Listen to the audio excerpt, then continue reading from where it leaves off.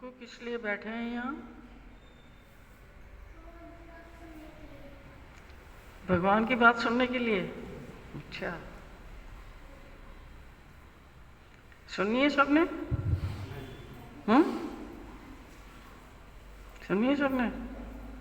सुन के उसको कुछ करना भी पड़ता है ना? जितना हो सके उसको समझ के उसके ऊपर चलना भी पड़ता है थोड़ा। ठीक है।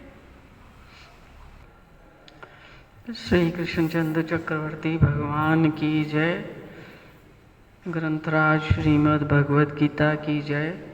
ग्रंथराज श्रीमद् ब्रह्म विद्या शास्त्र की जय। भगवान श्री चक्रधर स्वामी की जय।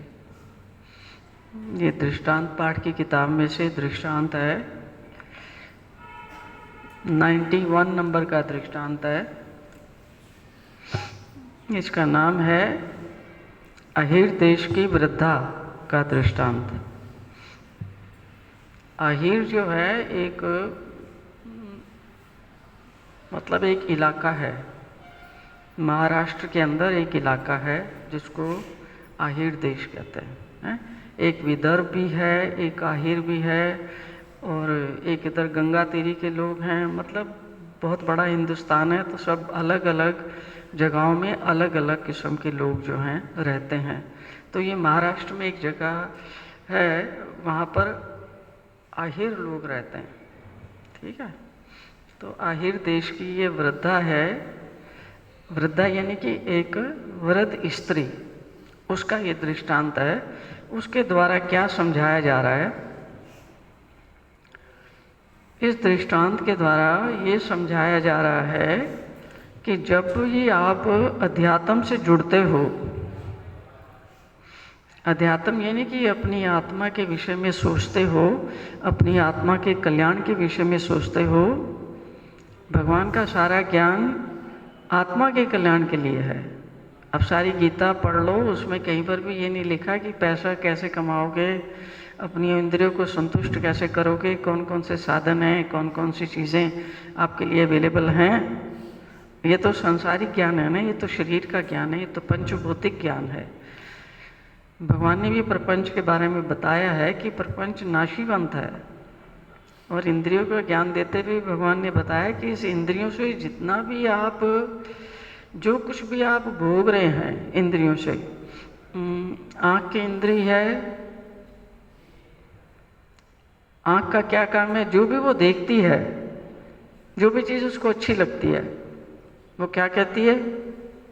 दिमाग को कौन सा संदेश भेजती है? मन को कौन सा संदेश देती है?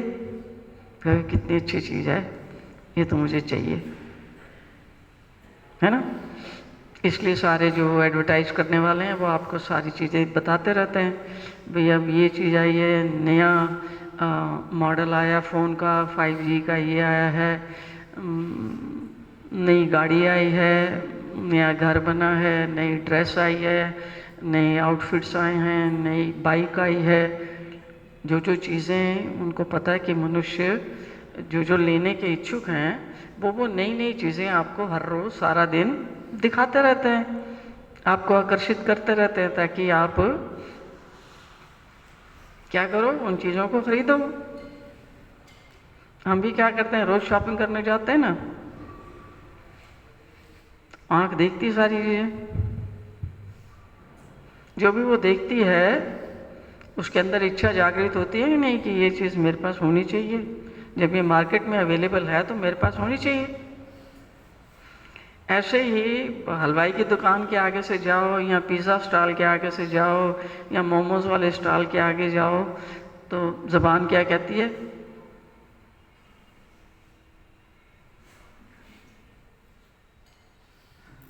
पापा दिला दो ना, पापा बड़े दिन हो गए पिज़्ज़ा नहीं खाया, दिला दो ना, है?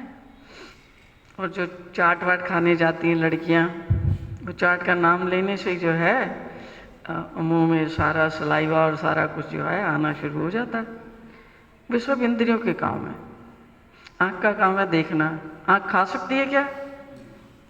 खाने का काम ज़बान का है, मुंह का है, टेस्ट वो लेती है। ऐसे ही कान जो है सुनने के शौकीन है, कान को क्या चाहिए? उसको अपना रस चाहिए, वो सुनता है अच्छे अच्छे म्यूज़िक उसको चाहिए, अच्छी अच्छी मूवी के गाने उसको चाहिए, उसको जो उसकी पसंद की चीज़ है वो चाहिए। और सबसे पसंद की चीज़ उसकी कौन सी है कि जब आप किसी की प्रशंसा करते हैं वो म्यूज़िक उसको सबसे बढ़िया लगता है। सारे म्यूज़िक उसके आगे फेल है या नहीं? सारे फेल है ना। कानों को सबसे प्रिय लगने वाला वही म्यूज़िक है जो हम किसी की प्रशंसा करते हैं। तो कान इस चक्कर में इंटरेस्टेड रहता है कि मैं अपनी प्रशंसा कैसे कलेक्ट करूं। फिर उसके लिए उसको पैसा खर्चना पड़ता है, फिर पार्टी बुलानी पड़ती है, घर में दावत देनी पड़ती है, तभी तो लोग कहेंगे बड़ा अच्छा खाना बना था, हैं, बड़ा अच्छा घर है, बड़े अच्छे तुम्हारे बच्चे हैं, बड़ा अच्छा तुम्हारा परिवार है, बड़े अच्छे तुम्हारे कपड़े हैं, बड़े अच्छे तुम्हारे जेवर हैं, पहन के तभी तो दिखाओगे। पैसा खर्च करना पड़ेगा, सामान लाना पड़ेगा, पकाना पड़ेगा, बुलाना पड़ेगा, फिर खिलाना पड़ेगा, फिर वो तुम्हारी प्रशंसा करेंगे। फिर उनको भी वही पसंद है, फिर वो क्या करेंगे, फिर तुम्हें वो अपने घर पे बुलाएंगे और तुम्हें जाना पड़ेगा। कुछ और करते हैं हम, हैं? सारा दिन हम इंद्रियों की संतुष्टि में लगे रहते हैं। अच्छे कपड़े खरीदते हैं, अच्छा घर चाहिए, अच्छा खाने पीने को चाहिए, अच्छी सारी चीज़ें चाहिए, लोगों को दिखाने के लिए चाहिए, चाहे कुछ है भी या नहीं भी है, लोगों को दिखाने के लिए चाहिए। तो जो इंद्रियां हैं वो हमको सारा टाइम उलझा के रखती हैं। जब से उठते हैं ना सुबह से, तब से उलझाना शुरू कर देती। और जब तक हम आखिरला श्वास नहीं लेते ना इस संसार से विदा होने के लिए, उनमें किसी ना किसी प्रकार की हलचल चलती रहती है। और जो हम फिर इनको संतुष्ट करने के लिए जो हम पदार्थ खरीद लेते हैं, जैसे आपका मोबाइल है, आपका मोबाइल चोरी हो जाता है तो कितना दुख होता है। आपका मोबाइल को उठा के उसको स्क्रैच कर देता है या तोड़ देता है, दुख होता है। आपने जेवर खरीदा और उसका कुछ गुम गया पहनते समय, वो मिल नहीं रहा, भूल जाते उसको, भूल जाओगे, उसको ढूंढ के छोड़ोगे। जब तक वो नहीं होता तब तक दूसरा कोई काम नहीं हो सकता। अब चीज़ें तो खरीद ली, घर तुमने खरीद लिया, तो घर को अब क्या करोगे, सजा संवार के रखना पड़ेगा ना, पर्दे वर्दे लाने पड़ेंगे, बिस्तर बिस्तर रखने पड़ेंगे, सोफ़ा लाना पड़ेगा, कुछ और चीज़ें लानी पड़ेंगी। ऐसे थोड़ी रख दोगे उसको। अब इतनी सारी चीज़ें, फिर उनका रख रखाव करोगे, सफाई करोगे, झाड़ू पोछा करोगे, फिर उनको संभालोगे, फिर उनको ड्राई क्लीन करवाओगे। साड़ियों के ट्रंक भरे हुए तो साड़ियाँ भी ड्राई क्लीन मांगती हैं। कोट है, जैकेट है, स्वेटर है, कुछ भी इकट्ठा किया हुआ है वो सब केयर मांगता है ना। तो पहले तो सामानों को इकट्ठा करते हैं इंद्रियों को संतुष्ट करने के लिए, और फिर क्या करते हैं, उनकी देख रेख में लगे रहते हैं। सारा टाइम इसी में चला जाता है। और फिर हमारी उन चीज़ों को कोई छेड़ दे तो उनके प्रति हमारी आसक्ति बढ़ती है, ममता बढ़ती है।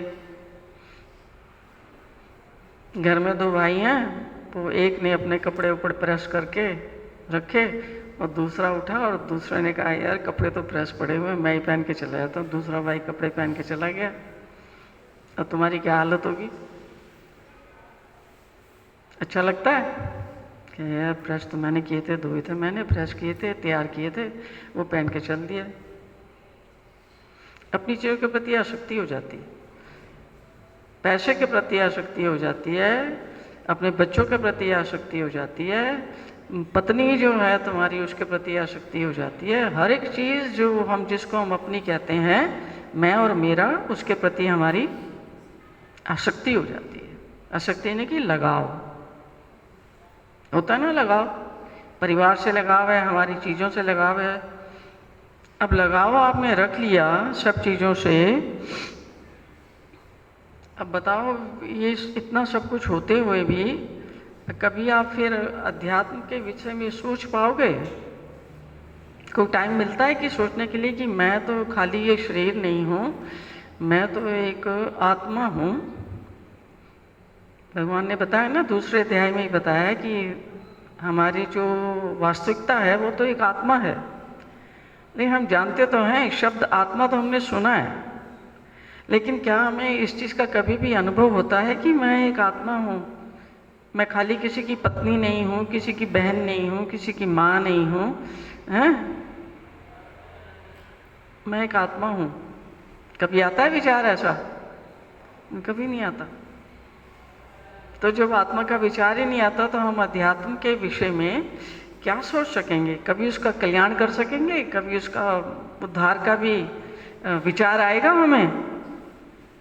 नहीं आएगा ना। इसलिए ये देखना है कि सामान जो भी हमें मिला है ये हमारे लिए ही भगवान ने ये सारी चीज़ें हमें उपलब्ध करवाई हैं कि खाने की भी वस्तुएं हैं, पीने की भी वस्तुएं हैं, ओढ़ने की भी वस्तुएं हैं, देखने की भी वस्तुएं हैं, पर थोड़ा विचारना चाहिए कि ये वस्तुएं जो हैं, जब कोई जाता है इस संसार से तो उसके काम आती हैं। ये तो जब तक आपका शरीर है, ये सारी वस्तुएं आपके शरीर के काम की हैं। इनसे आपको आत्मिक संतुष्टि मिलेगी, मन की शांति मिलेगी, अंदर प्रसन्नता मिलेगी। ये होता सब कुछ तो जिनके पास पैसा है, ऐसे लोग हैं बहुत जो करोड़पति हैं, जिनके पास भरपूर पैसा है, वो फिर क्या सुखी होने चाहिए थे ना सारे? सुखी हैं क्या? एक लखपति सुखी है? चलो लखपति नहीं सुखी तो करोड़पति तो सुखी होना चाहिए। करोड़पति सुखी है? नहीं। अरबपति नहीं। जिसके पास खूब पैसा, जो भी चाय खरीद सकता है, उसको तो सुखी होना चाहिए। सुखी है वो भी नहीं सुखी। मन की शांति नहीं मिलती। कारण क्या है कि इतना जब पैसा होगा तो उसको पता है कि जो ऑप्शंस मेरे पास हैं वो मेरी वाइफ के पास भी हैं, है ना? जो ऑप्शंस मेरे पास हैं वो मेरी वाइफ के पास भी हैं। तो जो मैं सोच सकता हूँ, कर सकता हूँ, वो भी सोच सकती है और कर सकती है। मन की शांति रहेगी, फिर रिश्ता मजबूत रहेगा, विश्वास रहेगा, प्रेम रहेगा।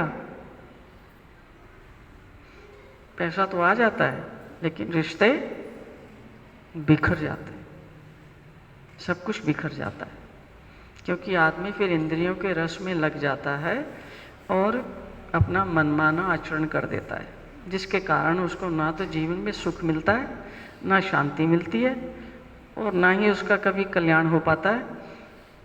फिर मनुष्य जन्म में होके अगर उसने अपने उद्धार के लिए कोई काम नहीं किया तो दोबारा मिलेगा मनुष्य जन्म।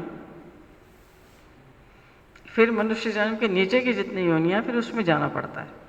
वो हैं कीड़े मकोड़े, पशु पक्षी, परिंदे, सांप, बिच्छू, इनको सबको कहते हैं भोगी योनियां।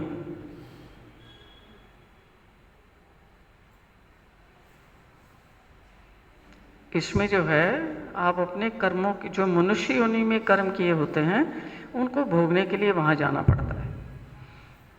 तो कम से कम हम मनुष्य योनि में आए, ऐसे तो कर्म करें जिससे अगर हमारा दूसरा जन्म भी होता है तो कम से कम मनुष्य का हो, स्त्री हो या पुरुष हो, मनुष्य का तो हो।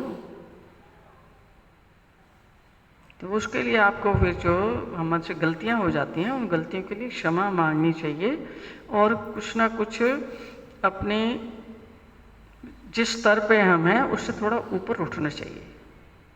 इंद्रियों के स्तर से, मन के स्तर से, बुद्धि के स्तर से ऊपर उठ के आत्मा के विषय में कम से कम थोड़ा विचार करना चाहिए। तभी आप जो हैं उद्धार की ओर जा पाएंगे, तभी अगला जीवन जो है इससे बेटर मिलेगा। वो कैसे पता लगता है? भगवान ने गीता में कहा है कि हमारी इस जीवन में जो हमारी परिस्थितियां हैं, हमारा जो अगला जीवन है, इस पर निर्भर करता है कि अंत समय में हमें कौन कौन से विचार आते हैं। जब हम शरीर छोड़ रहे हैं तब हमारा कितना लगाव है इस संसार से, कौन कौन सी चीज़ हमें आकर्षित कर रही है अभी भी। अब जब शरीर छोड़ने का टाइम है तो जिसने सारी उम्र धन को इम्पोर्टेंस दिया है तो उसके दिमाग में क्या घूमेगा, क्या घूमेगा? भगवान याद आएगा, आ सकता है। भले ही अपने बच्चे का नाम रख दे कृष्णा, गोविंद, गोपाल, माधव, केशव, आएगा क्या? बच्चा याद आएगा ना? या पता नहीं यार मेरे पैसे का क्या करेगा, ये उड़ाएगा, क्या करेगा? पत्नी में आ सकती है, पति में आ सकती है, तो क्या याद आएगा जाते समय? आएंगे कि नहीं? बच्चों में आ सकती है, लगाव है, पकड़ है, वो याद आएंगे। अपने शरीर से लगाव है तो शरीर को भी तो छोड़ना पड़ेगा। छोड़ोगे या नहीं? लेके जाओगे उसको साथ? जाता है ये साथ? ये झूठा है, ये साथ नहीं जाता। अब कौन सी चीज़ काम आएगी? एक ही चीज़ काम आएगी कि आत्मा जो है कभी मरती नहीं है, और परमात्मा का भी त्रैकाल में, यानी कि भूत में, भविष्य में और वर्तमान में कोई भी ऐसा समय नहीं है जब परमात्मा का विनाश हो सके। तो ना आत्मा का विनाश होता है और ना ही परमात्मा का विनाश होता है। तो आत्मा के काम की चीज़ जो है परमात्मा है, लेकिन रुकावट किस चीज़ की है? जो हमारा लगाव है संसार में चीज़ों के प्रति, आसक्ति है, ममता है, लगाव है, प्रेम है, स्नेह है। प्रेम जो है हमेशा आपको मुक्त करता है, लेकिन प्रेम कौन सा प्रेम? यानी कि जो आपका निस्वार्थ प्रेम है। जो किसी से प्रेम करते हो तो आप उसका हित सोचोगे ना। हम जो प्रेम करते हैं, हमारा प्रेम जो है स्वार्थ से भरा हुआ है। हमारा प्रेम है कि अच्छा, प्रेम हमारा इस बात पे डिपेंडेंट है कि भाई तुम मेरे लिए क्या करोगे, मैं तो करूँ तुमसे प्रेम तो तुम क्या करोगे मेरे लिए। ये प्रेम है? ये तो सौदेबाजी है, ये तो कॉन्ट्रैक्ट है। इसको प्रेम कहेंगे? जहां आपने उम्मीद लगा दी वहां प्रेम आपका खत्म हो जाता है। प्रेम का मतलब है कि अनकंडीशनल लव, उसको प्रेम कहते हैं। जो कंडीशनल होता है कि आपने कोई कंडीशन लगाई है कि मैं तुम्हारे बच्चों को पालूंगी, पर तुम जो है बाहर से पैसा कमा के लाओगे तो मैं तुम्हारे बच्चों को पालूंगी। ये प्रेम है? परिवारों में कैसा प्रेम चल रहा है? ऐसा ही है या इससे अलग है कोई? देखो किसी आदमी को अगर 6 महीने 8 महीने काम ना करे, कितना प्रेम रह जाएगा? हैं? और घर के जो सब काम करती हैं औरतें, अगर वो काम करना बंद कर दें 1 हफ्ता, क्या हालत होगी? सारा प्रेम जो दबा पड़े ना अंदर, वो सारा उछल उछल के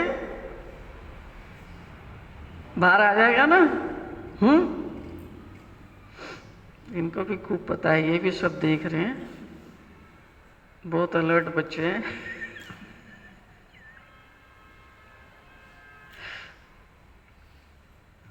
चलो आगे चलते हैं।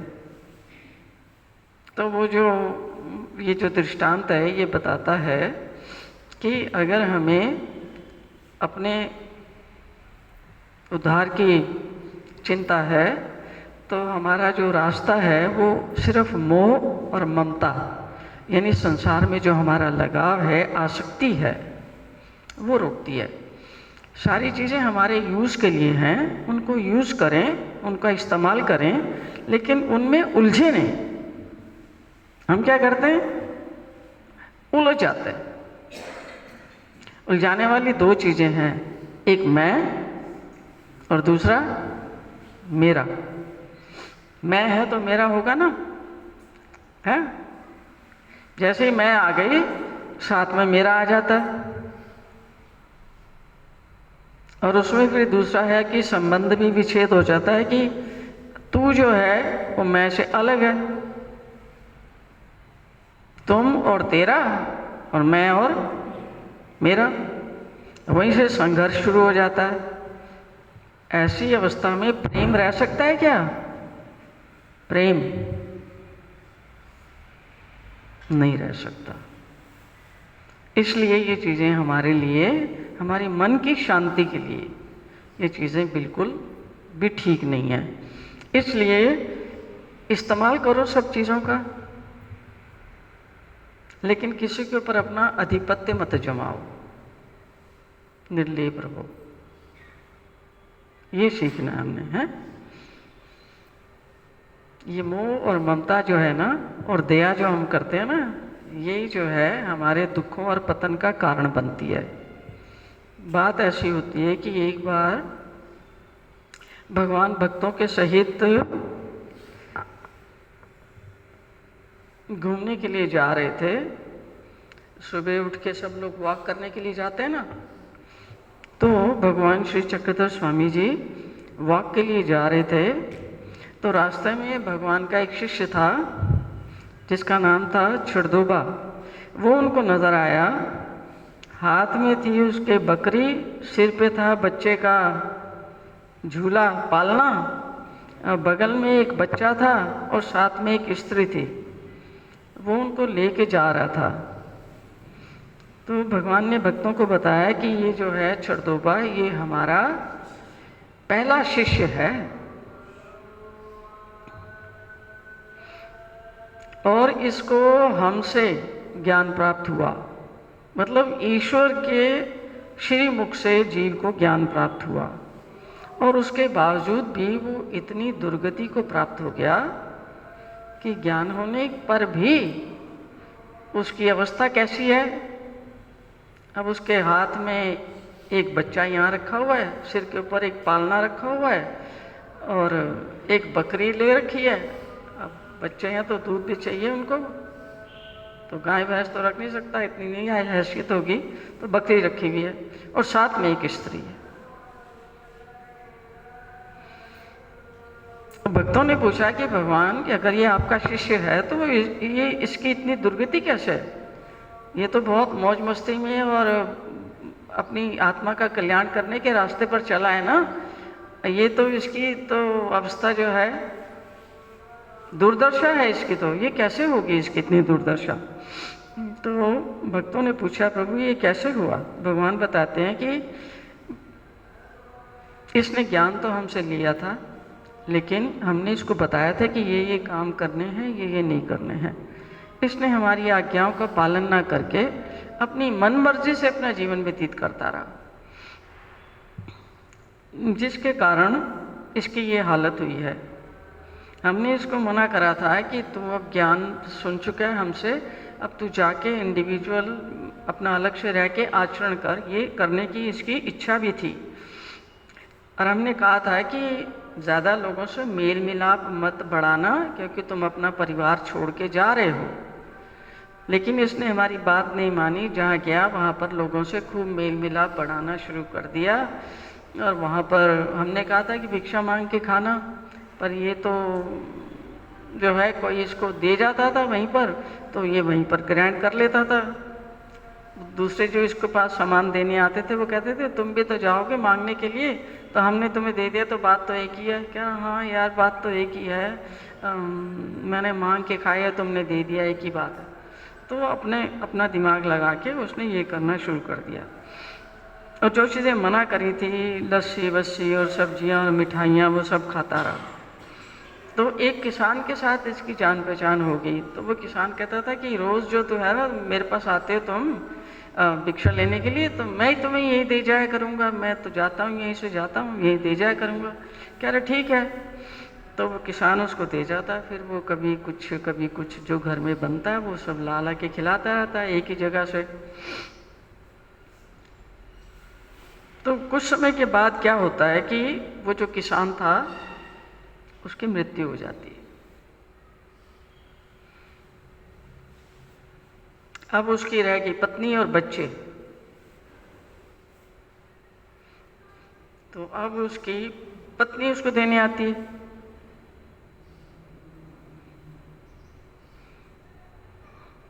समझ रहे हैं कहानी? अब उसकी पत्नी उसको देने आती है, 2-4 बार आती है। उसके बाद पत्नी कहती है कि मुझे रोज आना पड़ता है, तो तुम ही क्यों नहीं वहां आ जाते बरामदे में? तो वहीं बरामदे में पड़े रहना और अपना मैं बना दूंगी, तुम खा लेना। कह रहा ठीक है। अब आके आप समझो कितने दिन बरामदे में रहेगा? ज़्यादा दिन बरामदे में रहेगा। धीरे धीरे वो कहती है कि मेरे छोटे बच्चे हैं, तुम ऐसा करो, तुम मांग के ले आओ, मैं पका दूंगी, बच्चे भी पल जाएंगे और तुम भी यहाँ पर बरामदे में पड़े रहना। बरामदे से फिर कमरे में, फिर संबंध बन गया। फिर वो स्त्री गर्भवती हो गई। पालना तो चाहिए फिर, और पालने के लिए बकरी भी चाहिए। कुछ ना कुछ तो व्यवस्था लगानी पड़ेगी ना। दोनों में संबंध स्थापित हो जाता है। उस समय फिर भगवान ने ये सुनाया अहीर देश के वृद्धा का दृष्टांत। ये बात सुनाई भगवान ने, कह रहे हैं कि अहीर देश जो है महाराष्ट्र में एक जगह है, तो वहाँ पर एक वृद्धा माता रहती थी। उसके भी अपने बाल बच्चे थे, पर देवगति से धीरे धीरे उसके बाल बच्चे खत्म हो गए। तो उसने क्या किया कि उसने सोचा कि जो है ना, ये घर ही मनहूस है, सब बच्चे बच्चे मेरे ख़त्म हो गए। तो वो क्या कहती है कि वो कहती है मैं यहाँ से ना छोड़ दूँगी ये वाला मकान। फिर उसको विचार आता है कि अब जो आदमी डिप्रेस्ड है, जो परेशान है, जिसके सब कुछ ख़त्म हो गया, वो सोचता है कि शायद ये जगह ही ख़राब है मेरे लिए, तो घर भी छोड़ दिया। क्या ये प्रांत भी छोड़ देती हूँ मैं, ये पूरी लोकेलिटी छोड़ देती हूँ, दूसरी लोकेशन में जाऊँगी। तो वो दूसरी जगह में चली जाती है महाराष्ट्र में रहने के लिए। और वहाँ पर एक ब्राह्मण होता है, तो उसके बरामदे में वो उससे पूछ के वहाँ पर रुक जाती है। और वो जाती थी अपनी जो ये भागवत पुराण की कथाएं लगती है ना, तो वो भागवत पुराण की कथाएं वगैरह सुनती थी। और अपने बच्चों के मर जाने के कारण बेचारी बहुत दुखी थी। तो अब ब्राह्मण के जहाँ पर रुकी हुई थी वो बरामदे में, वो ब्राह्मण के भी अपने बच्चे थे ब्राह्मणी के। तो वो बच्चे उसके पास आते कभी कभी, लेकिन वो उनको भगा देती। वो कहती है कि जो है ना, पहले मैं अपने खो बैठी हूँ बच्चे, अब इनके साथ में फिर मेरा प्यार पड़ जाएगा, तो फिर मेरा यहाँ से निकलना मुश्किल हो जाएगा। तो इसलिए वो उनके साथ उठती बैठती नहीं, उनको नज़दीक नहीं आने देती। और लेकिन समय की गति विचित्र है। कुछ समय बीतने के बाद क्या होता है कि जो ब्राह्मण के बच्चे थे, उसकी ब्राह्मण की पत्नी की डेथ हो जाती है। तो पत्नी की डेथ हो गई, अब उसके पास है छोटे छोटे बच्चे और बाहर है ये वृद्ध माता।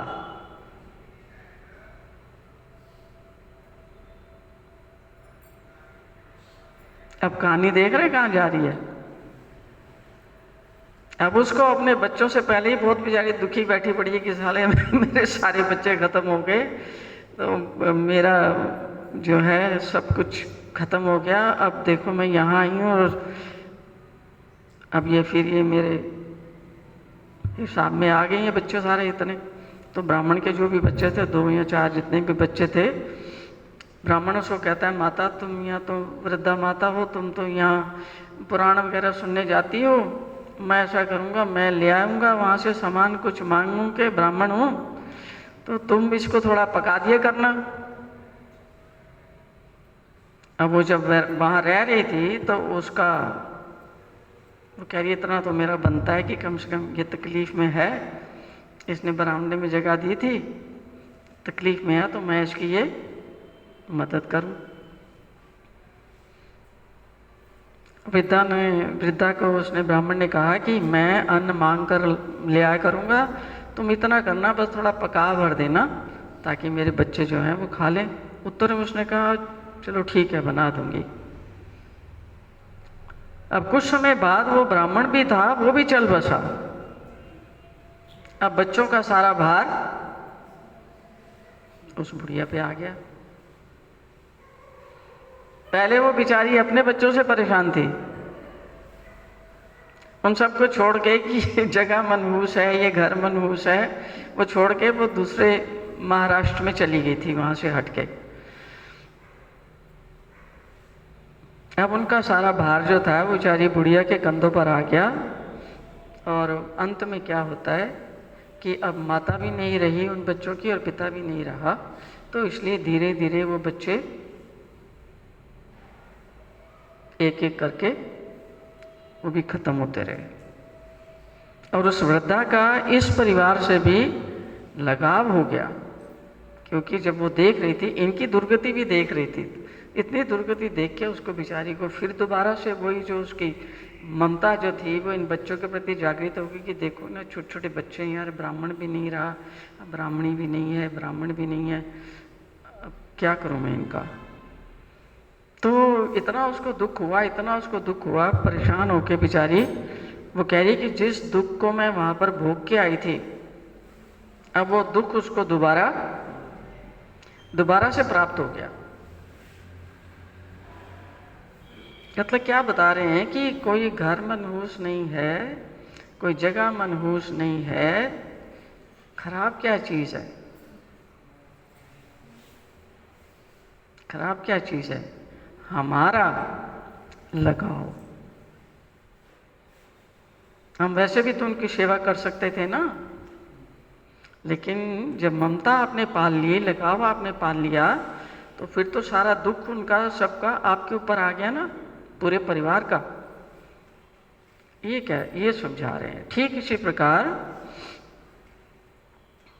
जो अपना देश और अपने संबंधियों को त्याग करके जो अपनी आत्मा का कल्याण करने के रास्ते पर जाते हैं, यदि अपने रास्ते पर वो दूसरों में दया करके, या जो जहाँ पर वो रहते हैं, आश्रमों में रहते हैं, कहीं भी रहते हैं, वो उनसे मोह ममता कर बैठते हैं, और तब ये लोग भूल जाते हैं कि मैं यहाँ पर आया किस लिए था, हम संसार में आए किस लिए थे।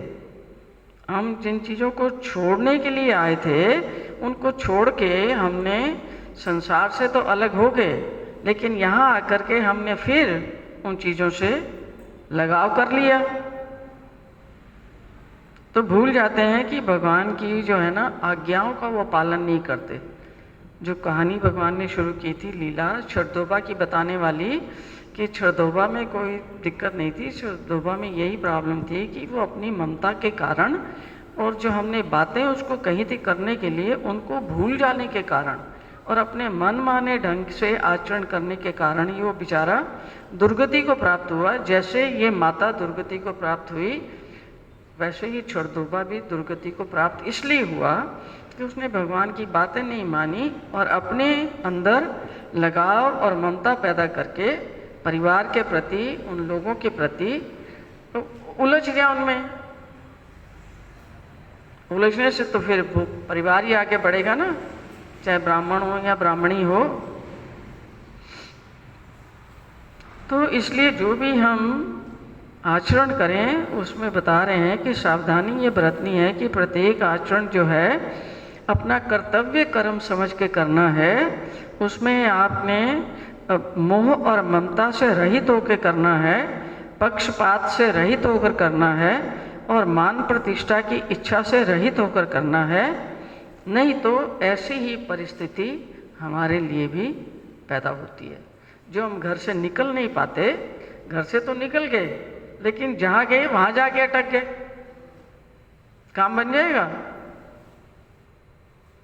बनेगा काम? क्योंकि अटकने की जो आदत है ना वो नहीं छोड़ी। तो जहां भी रहो, भगवान कहते कि जहां पर भी रहो, हमारा आदेश है आपको कि सब कुछ करो लेकिन अटको नहीं, पकड़ो नहीं किसी चीज को। रहो, सब चीजें हैं इस्तेमाल करने की हैं, उनका इस्तेमाल करो, लेकिन पकड़ो किसी चीज को नहीं। हम क्या करते हैं, छोड़ देते हैं चीजें, लेकिन जो अंदर से पकड़ है, पकड़ को नहीं छोड़ते। छोड़नी क्या चीज है? पकड़ को छोड़ना। चीजों को छोड़ो या ना छोड़ो वो तो अलग बात है, लेकिन पकड़ को छोड़ना है। अगर पकड़ की आदत बनी रही तो जहां भी जाओगे दोबारा से पकड़ोगे, तिबारा से पकड़ोगे और कभी भी मुक्त नहीं हो पाओगे। मुक्त होने के लिए एक ही काम करना है कि पकड़ को छोड़ना है। किसी चीज के ऊपर अपना ये अधिकार मत रखो कि मैं और मेरी। बरतो सब चीजों को, रहो संसार में, खाओ भी, पियो भी, देखो भी, सब कुछ करो, इस्तेमाल भी करो, लेकिन ये जो मैं और मेरे का लेवल है, ये जब आपने पालना शुरू कर दिया ना, मैं और मैं के साथ ही आएगा मेरा, इसका मतलब आपने अपनी पकड़ बना ली। तो आदमी को जो भ्रष्ट करने वाली चीज है वो कौन सी है? चीजें हैं। चीजें भ्रष्ट करती हैं? नहीं, चीजें तो इस्तेमाल के लिए हैं। हम क्या करते हैं, चीजों को दोष देते हैं, वो इतनी इतनी चीजें बना के भेज रहे हैं यार, मेरा मन ललचा जाता है, मैं ले आता हूं। अपने मन को रोको ना।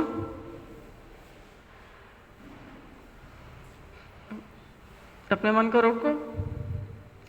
लड़कियां इतने सुंदर सुंदर कपड़े पहन के जाती हैं, इतनी सुंदर सुंदर साड़ियां पहनती है, इतना सुंदर सुंदर जेवर पहनती है, तो तुम भी पहनो, उसमें क्या दिक्कत है? पर ये मेरा है, इसको किसी और को नहीं दूंगी। अब पकड़ आपने बना ली। जिस भी चीज के साथ आप अपनी पकड़ बनाएंगे वही चीज आपके पतन का कारण बनेगी। तो संसार में रहने के लिए, मौज मस्ती से रहने के लिए, यहां पर भी सुखपूर्वक रहने के लिए और आगे भी किसी चीज में ना उलझे, उसके लिए कौन सी चीज छोड़नी है? घर बार छोड़ देना, जंगल में चले जाना। देखा था ना क्या हाल हुआ उसका, घर बार छोड़ के बेचारी जंगल में गई थी, पुराणों की कथा सुनूंगी, और कहाँ जाके अटकी? ब्राह्मणी के बच्चों में। वो भी गया था भगवान का शिष्य कि भगवान अब मुझे आपसे ज्ञान प्राप्त हो गया, मैं आचरण करने जाऊंगा। वहां जाके लोगों में उलझ गया और आचरण को भूल गया। ये काम नहीं करना। संसार में रहो, इसलिए वो कहते हैं जैसे कमल का फूल जो है उसकी जड़ें सब दलदल में होती हैं, लेकिन फूल जो है उससे ऊपर रहता है। रहने के लिए ये संसार है, कि दूसरा संसार नहीं है। जहां भी जाओगे ना, जिस किसी शहर में जाओगे, ये भी देख लिया ना, वो छोड़ के महाराष्ट्र चली गई थी, वहां काम बन गया था, वहां आसानी से पुराण सुनती रही, क्योंकि जो अंदर से पकड़ने की प्रवृत्ति है वो नहीं गई। सारे गीता शास्त्र का निचोड़ यही है कि आसक्ति से रहित, लगाव से रहित प्रेम करो, सबसे भरपूर प्रेम करो, क्योंकि प्रेम जो है लोगों को फ्री करता है और जो स्वार्थ है वो लोगों को बांधता है, रोकता है। जैसे ना किसी का गला दबा दिया आपने, स्वार्थ के संबंध जितने भी है ना, वैसे गला दबाने जैसे हैं। प्रेम जो है वो मुक्त करता है। इसलिए प्रेम करो सबसे भरपूर। सब चीज़ों का यूज़ करो, सब चीज़ इस्तेमाल करने के लिए है, लेकिन जो चीज़ उसमें गड़बड़ करती है उसमें आपका लगाव कि ये मेरी है, मतलब उसमें जो अहम भाव से हम लगाव लगा बैठते हैं कि ये मेरी है, मैं और मेरी, यही दो चीज़ें हैं जो हमारे आत्मकल्याण के रास्ते में रुकावट हैं, और कोई चीज़ नहीं। इनके ऊपर विचार करो, हैं, धीरे धीरे करके विचार करो। देखो जैसा भी आपका मन बनता है थोड़ा थोड़ा करके उनसे अपने चित्त को हटाओ। इस्तेमाल सब करो, जाना कहीं नहीं है। कहाँ जाओगे? जंगल में जाओगे, वहाँ भी तो सिर पे छत तो चाहिए। अब पेड़ तो साथ ही लगा हुआ है, पेड़ को कहाँ छोड़ोगे? पेट को कहाँ छोड़ोगे? वो तो खाना मांगेगा, फिर तुम्हें कहीं मांगने जाना पड़ेगा। तो जहां भी रहो मुक्त भाव से रहो कि सब कुछ मेरे भगवान का है, सब कुछ इस्तेमाल के लिए है, और सब कुछ मैं यहाँ पर इकट्ठा करने के लिए नहीं आया हूँ, इस्तेमाल के लिए है। जाते समय मुझे यहाँ की वस्तु यहीं छोड़ के जानी है, मैं यहाँ से 1 रुपया भी नहीं लेके जा सकता।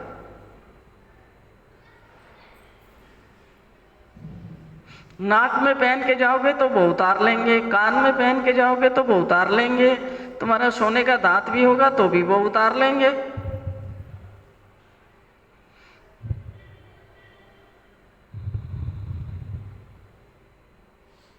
है ना? तो इस्तेमाल सब कुछ करो और सबसे प्रेम से रहो। जब आपके जीवन में प्रेम नहीं है ना, तो लिख लेना इसको कहीं कि आपके जीवन में कभी भी ना तो सुख आ सकता है, ना शांति आ सकती है, ना आनंद आ सकता है। एक प्रेम से भरा हुआ जो हृदय है ना, वही सब कुछ प्राप्त कर सकता है। जब हृदय में कड़वाहट है, उसको कुछ भी प्राप्त नहीं होता है। जितनी मर्जी वो ड्रामेबाजी कर ले, ड्रामेबाजी जो है वो यहीं पर रह जाती है, आपके काम नहीं आती। प्रेम समझते हैं? प्रेम निष्कपट प्रेम, किसी इच्छा से नहीं। जैसे भगवान का हमारे प्रति निष्कपट प्रेम है, उनकी इच्छा है कि हमारा सुधार हो। जो आनंद मैं भोगता हूँ वो मेरे बच्चे भी मेरे पास आके भोगें। उनको हमसे कुछ उम्मीद नहीं है कि हम उनको 10 रुपये दें या 50 रुपये दें या 100 रुपये दें।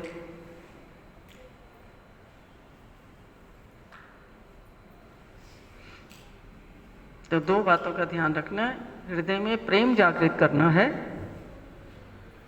और जो पकड़ है संसार के प्रति उसको छोड़ना है। और पकड़ की अगर इतनी ही हमें चाहत है पकड़ की, तो भगवान को पकड़ लो, उतने ही कस के उसको पकड़ लो। जितना संसार को पकड़ रखा है उतना ही कस के भगवान को पकड़ लो, तो भी काम बन जाएगा। और जो छूटने वाली चीज़ है, जो स्लिप होने वाली चीज़ है, उसको पकड़ोगे वो तो आज नहीं तो कल स्लिप होगी। भगवान को पकड़ लो, वो तो कभी स्लिप नहीं होगा, तो सब जुड़ता जाता है उसका। तो ठीक है। श्री कृष्णचंद्र चक्रवर्ती भगवान की जय। ग्रंथराज श्रीमद् भगवद गीता की जय। ग्रंथराज श्रीमद् ब्रह्म विद्या शास्त्र की जय। भगवान श्री चक्रधर स्वामी की जय। सबको जय श्री कृष्णा, जय श्री चक्रधर, दंडवत प्रणाम।